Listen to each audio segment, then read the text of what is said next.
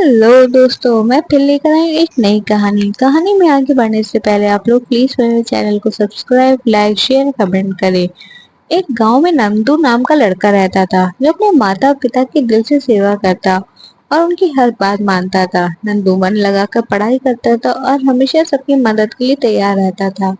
गांव के सभी लोग उसे बहुत प्यार करते थे। नंदू के पिता दिन भर फेरी लगा के सब्जी बेचा करते थे और उसकी माँ घर संभालती थी। उसकी एक छोटी बहन थी जिसे वह बहुत प्यार करता था। पिता की कमाई से घर और पढ़ाई का खर्चा निकल जाता था।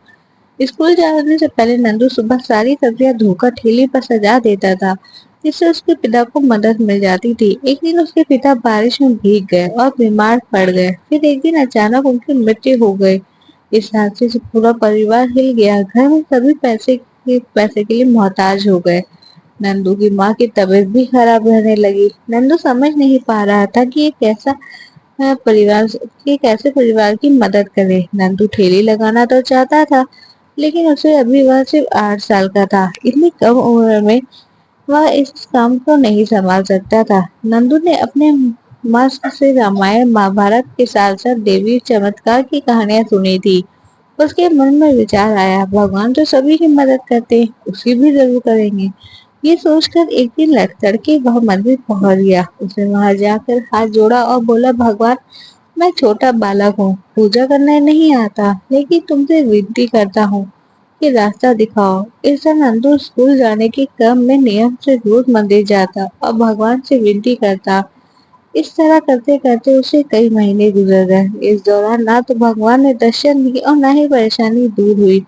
कभी कभी नंदू निराश हो जाता और उसे पूजा करना नहीं आता, इसलिए भगवान दर्शन नहीं दे रहे, वरना वह तो सबकी मदद करते हैं। फिर भी उसने मंदिर जाना और पूजा करना नहीं छोड़ा।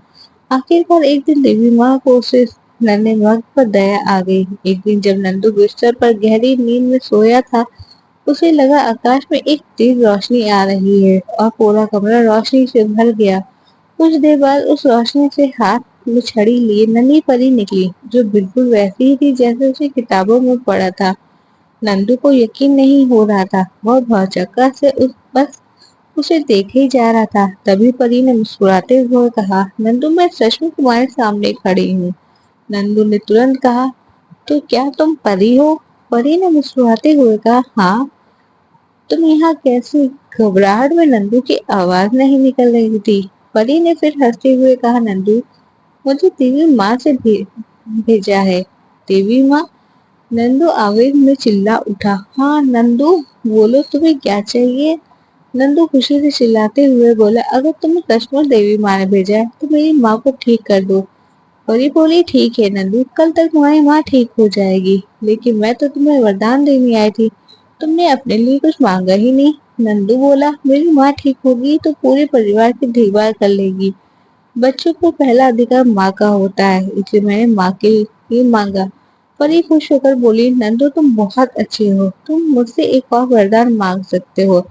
इस पर नंदू बोला, परी, मुझे ऐसा वरदान दो कि मैं बड़ा होकर अच्छे रास्ते पर चल सकूं। परी ने खुश होते हुए नंदू को एक अंगूठी दी और बोला, इसे पहनकर जो मांगोगे वह मुराद पूरी होगी। लेकिन जिस दिन गलत काम के लिए इस अंगूठी का इस्तेमाल करोगे, इसकी शक्ति खत्म हो जाएगी। इस बात और उस अंगूठी का जिक्र किसी से ना करना, वरना गायब हो जाएगी। ऐसा कहकर परी वहां से चली गई।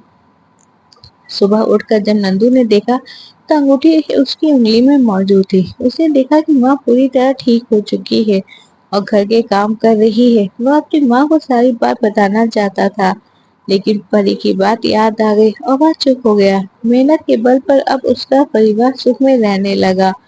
तो इस कहानी से हमें यह सीख मिलती है, इंसान को लालच कभी नहीं करना चाहिए। कर्म पर विश्वास करने वाले लोगों के लिए कुछ भी असंभव नहीं होता। Thank you for watching.